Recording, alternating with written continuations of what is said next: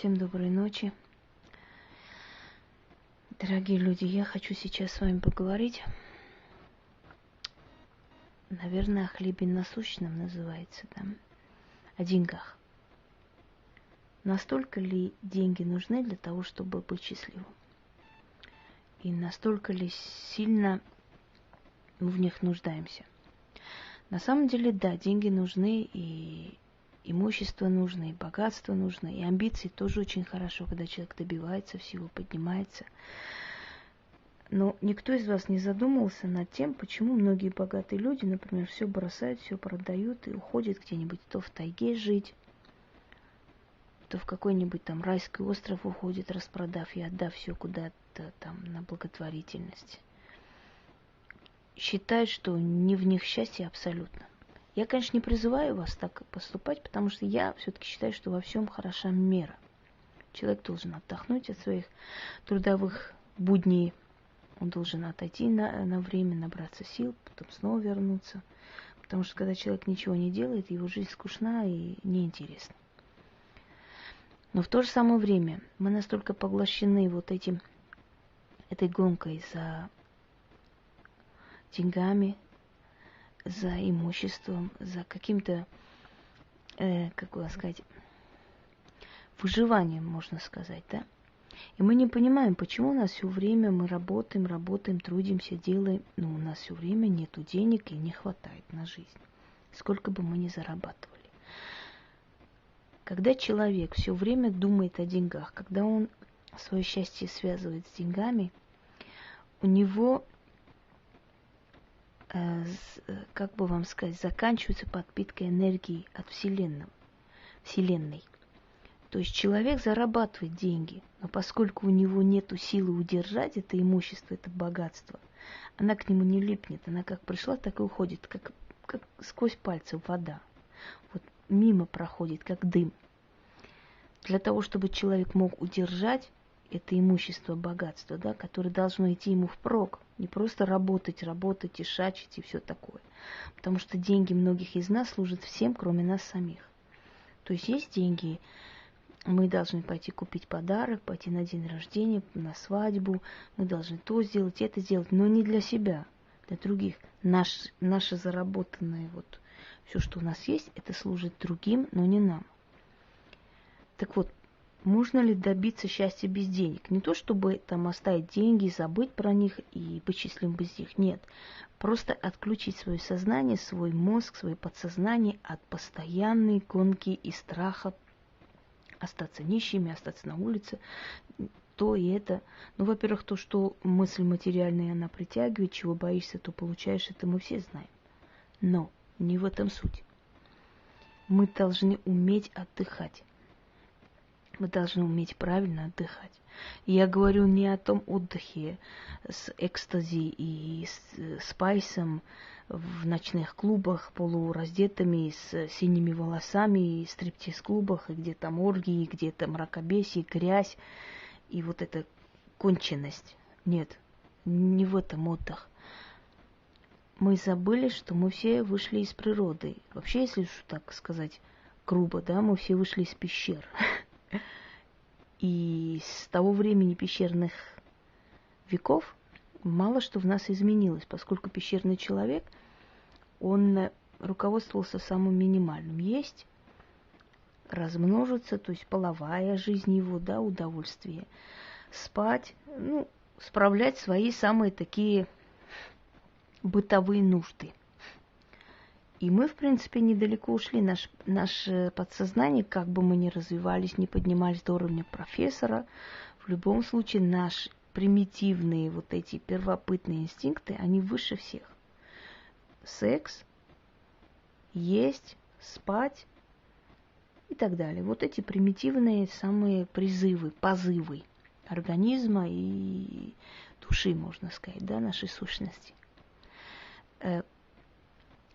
Если в этом было счастье человека, значит, может быть, надо возвращаться в эту пещеру, скажем так, в эту природу, в лоно природы. Дорогие люди, когда у вас все время истрачивается энергия, и вы ниоткуда их не заполняете, то вы просто-напросто выжимаете себя до последней капли. Все вот эти методики новые там по преодолению депрессии, апатии и прочего, подсознательно созданы на основе самых первобытных инстинктов человека. Объясню. Например, да, самое, значит, популярное средство, как избавиться от депрессии, что делать? Гулять, выйти, вытащить себя из дома. Те, у которых была апатия, они знают, что самая страшная вещь – это выйти. Не хотят они никуда выходить, нет желания краситься. А зачем это надо? А кому это надо? А кто это увидит? А на кой это надо? Да я лучше полежу. Полежал он между четырех стен, вспомнил все былое, заплакал, снова ему ничего не надо, и снова он в апатии, в депрессии. Так вот, врачи, медики, психологи советуют, что? Выберись на улицу, да? Заставь себя выйти. А зачем? А почему? Я вам объясню. Элементарно, Ватсон. Когда вы выходите, вы проходите мимо людей. У каждого человека есть энергетическое поле. Вы подпитываетесь этой энергией. Женщины, которые одиноки, да, скажем так, я знаю 100%, что они это делают. Вот они просто могут сесть там, поехать куда-нибудь, если они живут там в селе или в районе, они могут поехать в ближайший там городок, райцентр. Красиво одеться, пройтись по вот мостовой. Даже им не обязательно для того, чтобы знакомиться или что-то еще. А просто-напросто они выходят, им делают комплименты, на них смотрят. Они возвращаются домой, у них настроение высокое, повышенное. Почему? Потому что они прошлись, они подняли свою самооценку, они вспомнили еще раз, что они красивы, еще молоды, еще не все потеряно. Но на самом деле не в этом суть, не это усиливает женщину.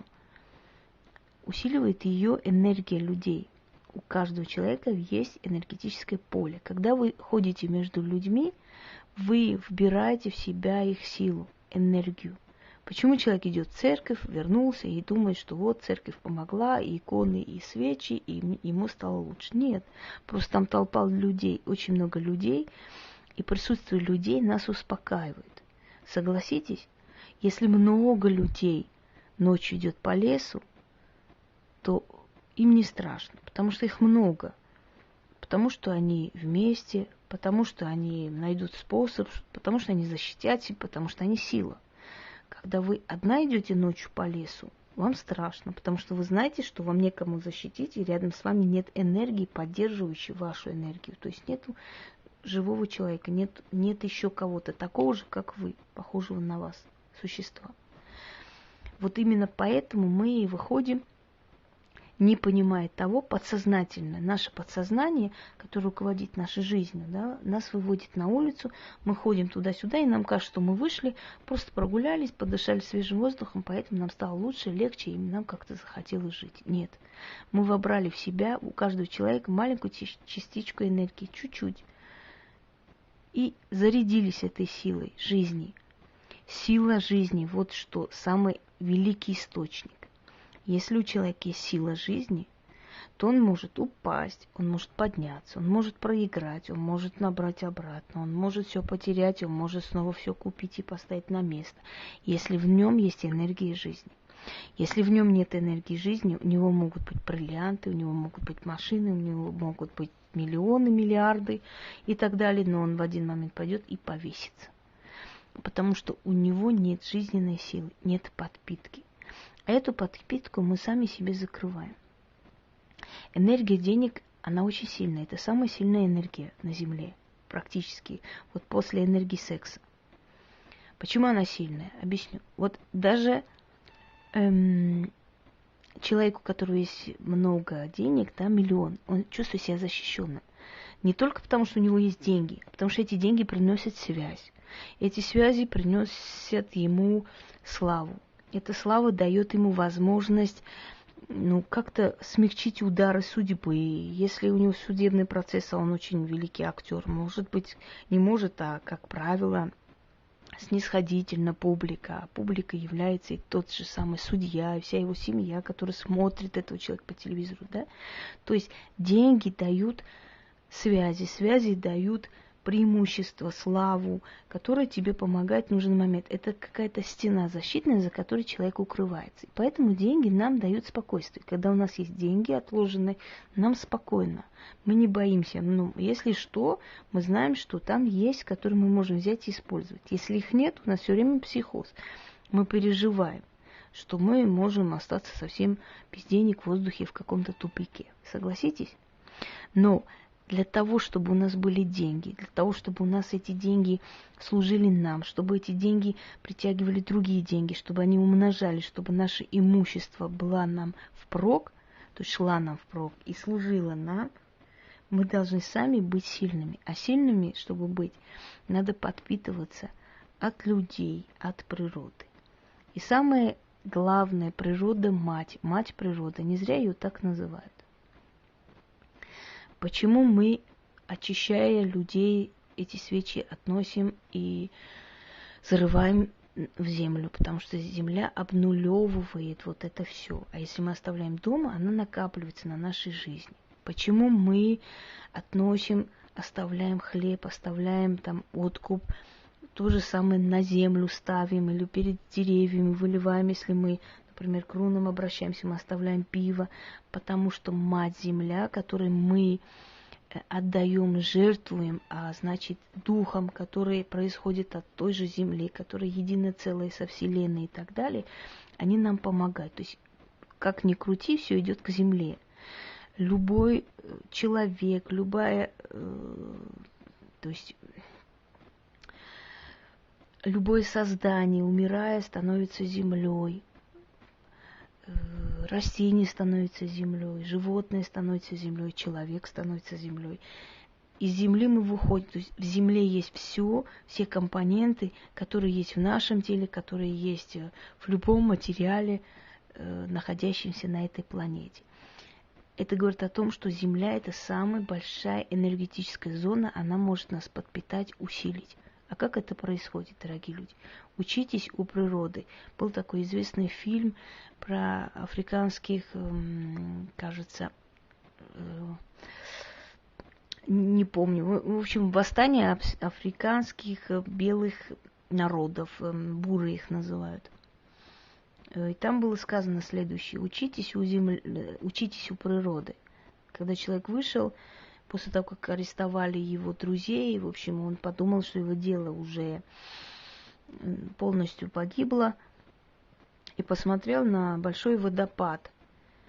Рядом с водопадом капля, но постепенно она нарастает и превращается в огромный водопад. Это был намек на то, что вот эти капли, которые они являются этими каплями, которые они уронили, то есть они начали это дело, и она принесет просто водопад. И в конце концов их дело умножится и победит. Вот о чем я говорю. Выйдите на природу и посмотрите. Природа очень щедра. И всегда умножьте в голове все, что можете. Увидели дерево, а здесь очень много деревьев. Эти деревья дают плоды. На них очень много листьев. Их много. Природа щедрая, она дает много. Смотрите на здание. Это здание кто-то построил. Кто-то купил эту землю, значит, имел деньги. Кто-то проектировал, ему за это заплатили. Кто-то строил, он взял за это деньги.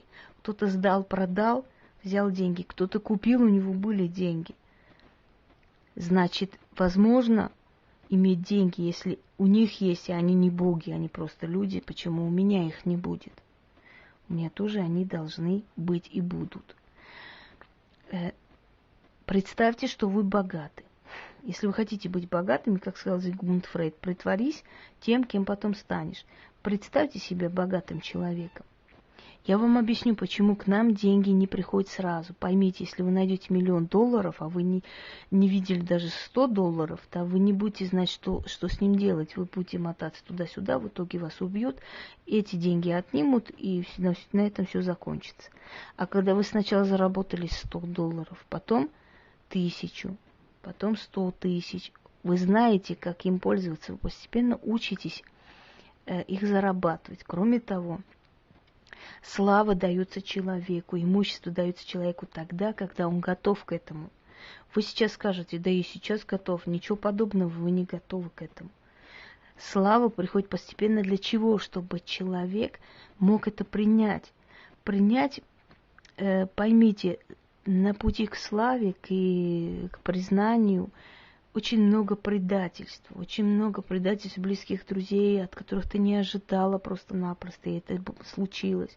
Очень много потерь, очень много падений, очень много синяков, очень много душевных ран, очень много срывов нервных и бессонных ночей, и ты постепенно усиливаешься, когда ты приходишь в такой момент, пик, с того, что тебя признали, тебя мир уже узнает сильным человеком, опытным в своем деле, умеющим обращаться с публикой, с людьми.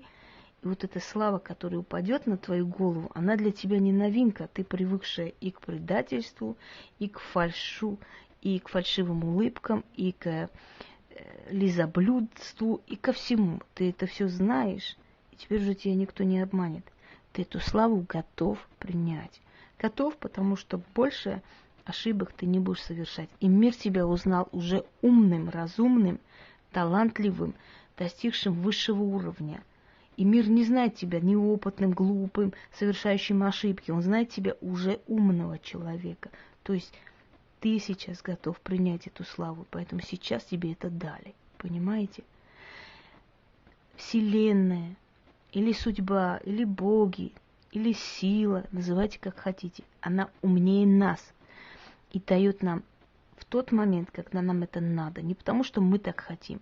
Согласитесь, много раз в жизни, когда вы любили, расставались, и вам было очень больно, мучительно больно, и вы думали, за что, я бы была счастлива, у меня было бы то и это. Проходят годы, вы выходите, может быть, не за любимого, потом любите этого человека. Через некоторое время вы встречаете того человека, который так до безумия любили, и это до такой степени конченый человек и подонок, что вы думаете, как же хорошо, что меня пронесло. Как я счастлива просто, что вот через эту боль, но меня спасли от этого животного. А вы переживали все эти годы. Как бы, да если бы, да что бы. Но Вселенная, которая умнее вас, отвела его в сторону от вас, убрала из вашей жизни. Потому что вы с ним могли бы и в тюрьму попасть, вы с ним могли бы и в могилу попасть, если он занимался криминалом, скажем так, и могли бы и вас убить, и ваших детей из-за его каких-то там неправильных поступков и прочего, да? И вас убрали, вас спасли. Но в тот момент вы ненавидели весь мир и не понимали, что это ваше спасение. Вот то же самое и касаемо энергии денег. В момент, когда вы будете готовы к этому, вам будут давать и давать. Но для этого вы должны усилить себя сначала, чтобы ваши деньги задерживались и служили вам.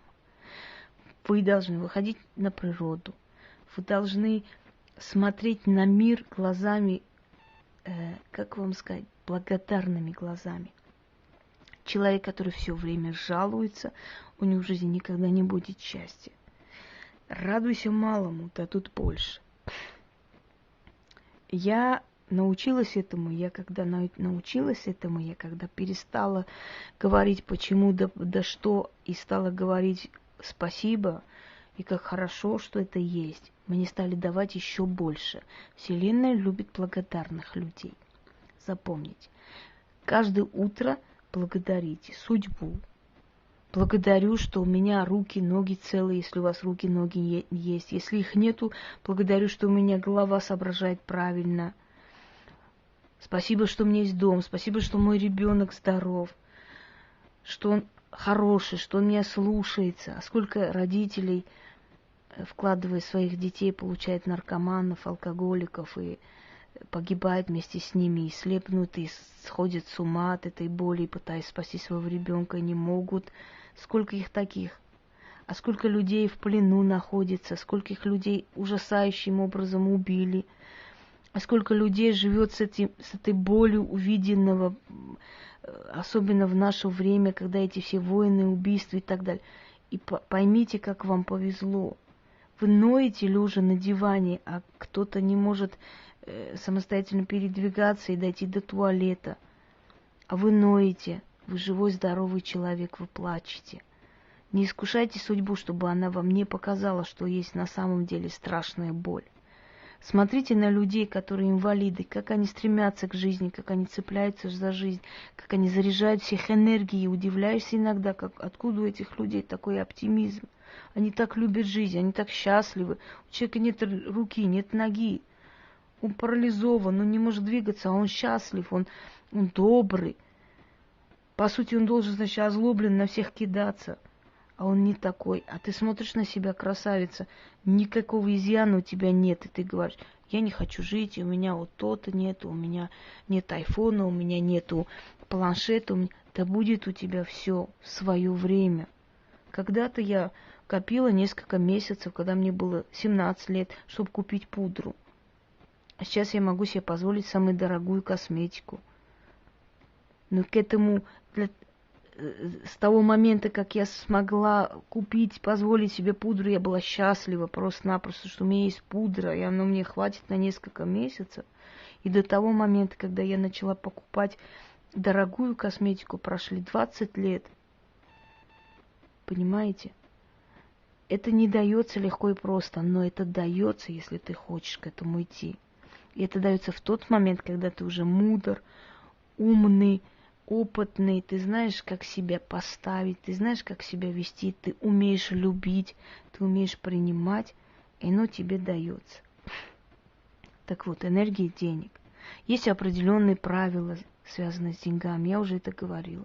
Выкинуть хлам из дома, не держать разбитые тарелки и вилки, как бы они вам были недороги, их надо выкинуть, потому что они привлекают бедность в жизнь. Никогда не говорите слова я останусь на улице, мне придется вот это, что я буду. Никогда вы призываете это все к себе.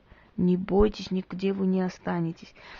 В момент проблемы найдется решение. Всегда расслабьте свое сознание, отпустите, не знаете, как решить. Отдайте судьбе, она решит, она всегда выводит из лабиринта, она всегда выводит из тупика.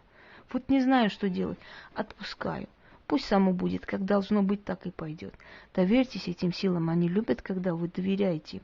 Пока вы сами взяли на себя функцию решить, они не вмешиваются, потому что они демократичны. А когда вы просите, сделайте за меня, покажите правильный путь, я не знаю, что делать, запуталась. Они выведут вас из тупика. Я уже вам говорила о том, что деньги не нужно сувать в кошельки и хранить, поскольку вы вытащите оттуда 10 тысяч, потратили, снова 10 придут, засунете туда, снова 10 уйдут, потратили, снова 10 придут. И они не пускают больше, чем надо, потому что Вселенная не любит открытого пространства. Она их заполняет. Вы заполнили свой кошелек, дальше она уже никак не открывается. Деньги храните в сундуке. Я не говорю, что все свои сбережения, конечно, если у вас много денег, конечно, в банках храните, или как вы там считаете нужным, не в этом суть. Просто деньги храните в кошельке, вот деньги, которые вы собираетесь тратить на повседневные нужды. Ой, не в кошельке, извиняюсь, в сундуке.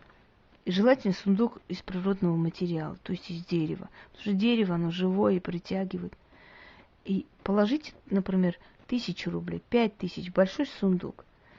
Через некоторое время этот сундук наполнится, потому что Вселенная не любит пустого пространства, она сразу заполняет.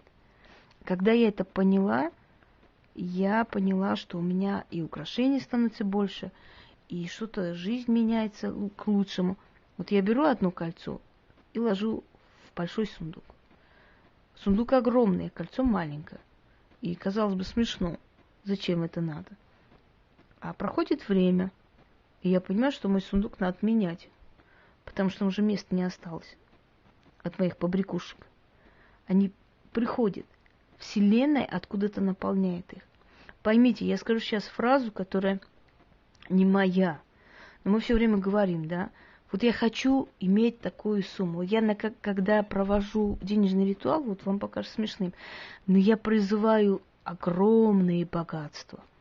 Казалось бы, человеку, огромное не надо, лишь бы чего-нибудь, как-нибудь жить. Нет. Призывай огромное богатство. Пусть придет малое, но призови огромное, чтобы из этого огромного тебе дали какую-то часть. То есть не стесняйся хотеть. Имей смелость, имей наглость хотеть.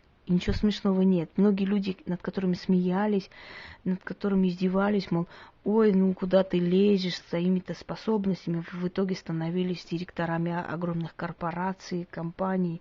И те, которые смеялись, в итоге оставались в своих узких маленьких квартирках и не понимаю, как же он туда пошел. Это же страшно, это же ужасно.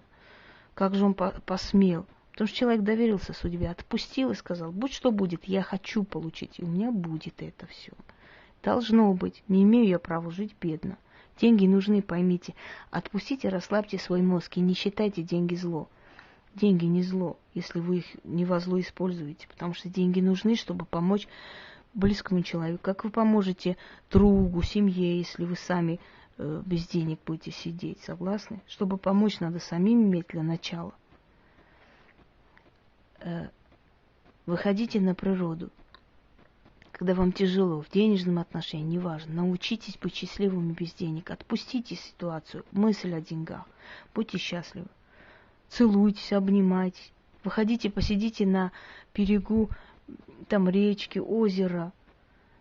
Возьмите там какие-нибудь вкусняшки, сок, ну пиво, наконец, расслабьте свой мозг. Посидите, поговорите ни о чем. Поболтайте, вспомните детство, усильте себя. Мы почему, например, идем к родственникам, мы почему слушаем родные песни на чужбине, почему мы скучаем по родине. Это все энергия наших корней, энергия наших предков. Мы этим подпитываемся, товарищи. Мы не знаем, почему нам это надо, но это нас подпитывает и усиливает. Вместе с этими песнями, вместе с этими воспоминаниями приходит энергия от наших предков, которая нас подпитывает. Почему люди родные, которые собираются, начинают вспоминать свое детство, какие-то смешные моменты, да, казалось бы. Им смешно, весело, они после этого расходятся, и у них какой-то прилив энергии, желание жить заново в жизни. Потому что, вспоминая, открывая эти пласты воспоминаний, они поневоле призывают энергию предков, которые всегда будут за нас и всегда будут нам помогать. Помните всегда, что за вашей спиной много тысяч поколений ваших родных людей.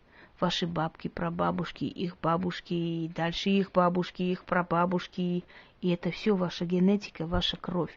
И за вашей спиной стоят эти люди, эти силы, которые вас берегут, потому что всегда силы рода берегут своих потомков от трудностей.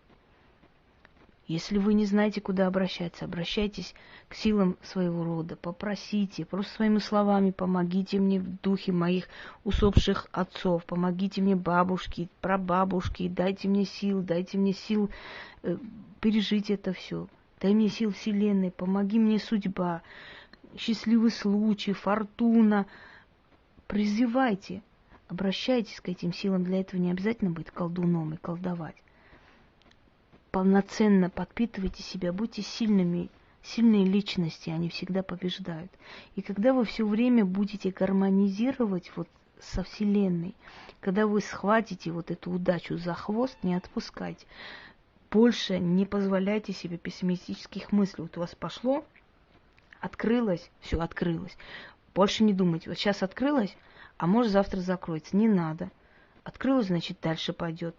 Если у того человека есть деньги, значит, у меня могут быть. И я не глупее его. Почему у него есть? Потому что он верил, что у него могут быть. Потому что он верил, что он сможет. А вы не верите в себя. Вам говорят, если найдешь миллион, что будешь делать? Вы посмеялись. Да какой там найду? Все, вы уже закрыли. Может быть, вы миллион бы и не нашли, но если бы вы приняли эту информацию, если бы вы согласились, а почему бы нет? Может, я и найду? А фиг его знает, кто-нибудь уронит чемодан, и я найду. Но вот ваше это восприятие, что очень возможно и всякое возможно в жизни, может вам не дать миллион, но может вам дать очень хорошую работу или хорошее предложение, которое вам в итоге принесет деньги. Судьба устами других людей иногда спрашивает, хочешь денег? Да не знаю, навряд ли, наверное, ты дашь мне. Ну ладно, не хочешь, так и быть, не дам. Судьба нас спрашивает устами людей, рядом находящихся или в шутку. Хочешь миллион? Что бы ты сделал, если бы нашел? Да я бы не нашел, и ты бы не дала. Ну ладно, не хочешь, не дам. Поймите, это все на самом деле не случайность, это закономерность, которая проходит мимо нас, и мы это не замечаем, потому что мы не верим в себя. А когда человек не верит в себя, в него не верит и его судьба, и его вселенная, и никто. Понимаете? Вот вы говорите, как же я миллион-то заработаю? Ну, это невозможно, я даже не знаю. Ну, предположим, я там, ну, вот такое сделаю. А потом чего? А вы потом не смотрите, вы захотите, вам потом дадут.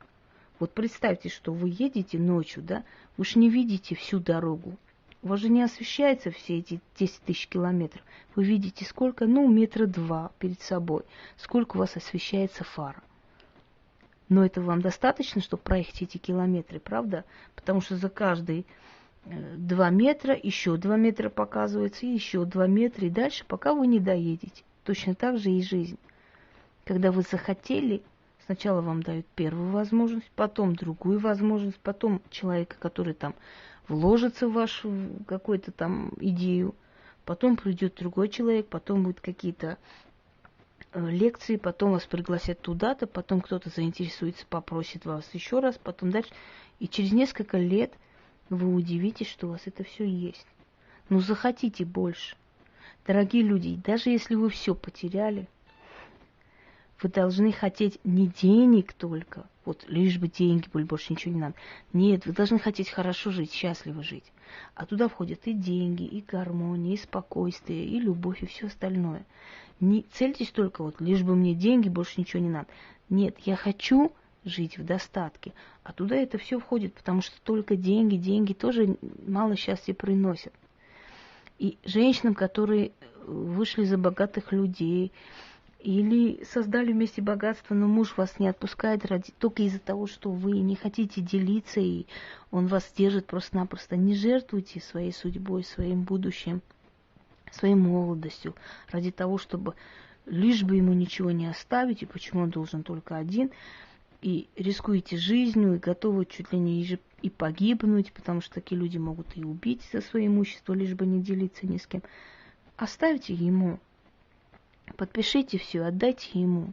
Вам придет еще больше, но вы будете свободны. Оно не стоит того, чтобы вы, понимаете, закрыли себя в клетке, уничтожили, растоптали ради того, чтобы были бриллианты, шуба, чтобы был дом. Оно все придет, это материально. И всегда запомните, в этом мире у каждого человека есть своя доля. И ваша доля где-то есть, и она будет приходить к вам. И не обязательно, чтобы для того, чтобы вы разбогатели, кто-то должен обнищать. Нет. Вселенная, она настолько щедра, что ваша доля богатства где-то есть, и она должна к вам прийти. Вот всегда так думайте. Не то, что я должна, я заработаю. Нет. Мое имущество есть, но оно должно прийти ко мне со временем. Я должна притянуть к себе это все. Потому что это мое. Я еще раз приведу пример свой, что я, например, 5 лет назад, да, не смело так разбросала несколько слов. Если бы я знала, что сбудется, то есть вот так вот то же самое я вас учу, а сама в какой-то момент не особо-то поверила в это все. Что, ну, не знаю, может быть, посмотрим, да. Но если бы я знала, что сбудется, я бы больше написала список. И я написала 5 лет назад, не буду перечислять, что. И недавно случайно просто-напросто перебирая тетради, увидела, она упала просто мне прям на пол. Я смотрю список. И я прочитала, и у меня волосы дыбом. Все, что я написала, у меня есть. Понимаете? Я просто написала себе, что у меня сейчас есть то-то и это, поскольку надо в настоящее время, что у меня это есть. То есть я хочу это, и у меня есть, и будет, должно быть. И это все пришло ко мне. И я думаю, ну ёхарный трындец. А почему же я не написала яхту, то, да и это? Оно же тоже бы пришло. Смеетесь? Может, и пришло бы, откуда я знаю. Может, меня бы какой-нибудь арабский шейх влюбился до полусмерти и подарил. А вдруг? Вот опять же, да? Вот говорит судьба. А ты не хочешь арабского шейха, который влюбится в тебя до полусмерти? Я думаю, да не навряд ли. Да нет. Хочу, да, надо мне. Приведи мне этого шейха. Я знаю, что я с ним сделаю. Да? Дайте мне всю бороду Хаттабыча, а тебе дохтую я себе. Вот примерно то же самое. Относитесь спокойно, расставайтесь с деньгами спокойно, и они точно так же к вам придут. Я вас уверяю. Закон денег, денежная энергия двигается туда-сюда. И если денежная энергия вас один раз полюбила, считайте, что вы выиграли. Но самое главное, для того, чтобы притянуть деньги, и главное оставить эти деньги себе, чтобы они вам служили, и они вам дали то, что вы хотите в этой жизни. Вот, не только материальные блага, но и путешествия, но и развитие. Для всего этого нужны деньги, оздоравливаться и так далее. Это все требует суммы. Вот для того, чтобы они служили для добрых дел именно для вас и вашей семьи, вам для начала надо быть сильными, чтобы, приходя, эта энергия задержалась и осталась у вас. А как это сделать, я вам скажу. Подпитайтесь радостью, отвлекитесь, выходите, забудьте про деньги. И через несколько дней вот это ваше состояние безысходности сменится тем, что опять какая-то сумма пришла, то, это и так далее. Всего вам доброго.